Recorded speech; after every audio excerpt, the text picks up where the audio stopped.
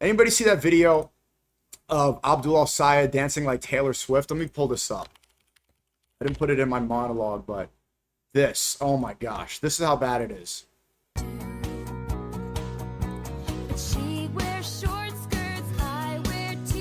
So this is Abdul. He just won the primary for the Senate race in Michigan. Right, so he's getting called an Islamic terrorist by Fox News, so he has to shuck and jive a little bit. To, like, the whole point of this ad is to tell the, the kuffar in Michigan, look, I'm not a Muslim terrorist. Look, I'm dancing to Taylor Swift with this is how Vivek dresses up. Look, whites, I have an American flag in my hat.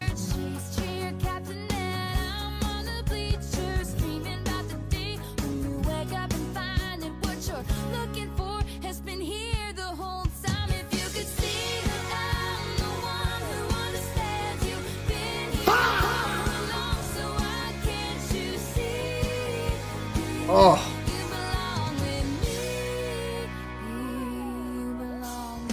I would rather get called a jihadist terrorist for the rest of my life than have to do this gesture maxing for approval. I like this about Mamdani. When he won the mayoral race in New York City, his victory song was an Indian song. He just leaned into it rather than trying to beat it.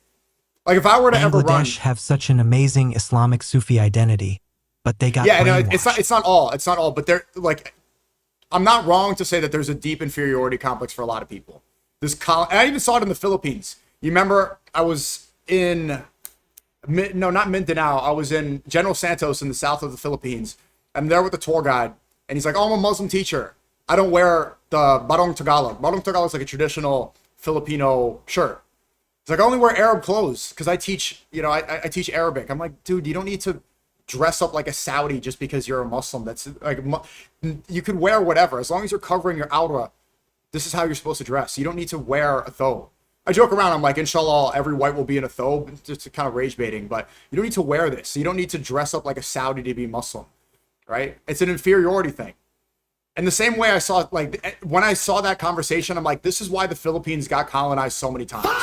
Philippines got colonized by the Americans, by the Dutch, by the Spanish, by the Israelis. It's like over and over and over again, because there's a strong sense of inferiority and a lack of strong identity. It's like, oof, you guys just like, you just feel when you're there, like, if I wanted to colonize this place, I could. And so, like, my thought process, I don't know if you would agree, if I were to ever run, I don't want to.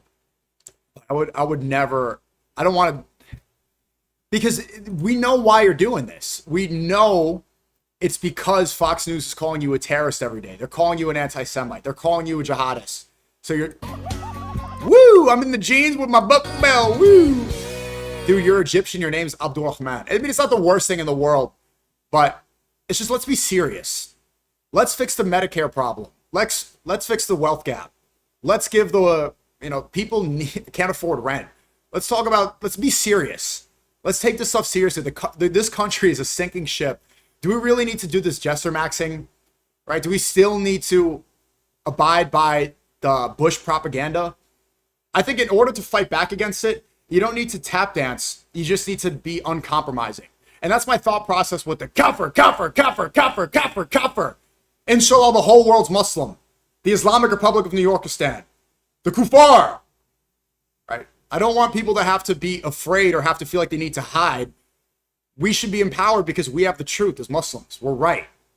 This is the truth. Like, this is what's correct.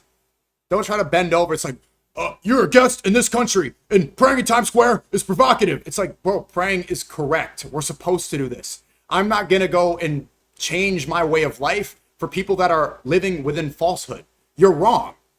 So yeah, it might provoke you. You might get enraged by it, but you're wrong about that. So instead of trying to beat the propaganda by shucking and jiving to it, don't compromise. That's the best way. But no, overall, I'm not criticizing him too heavily. I think it's a major win that he won in Michigan.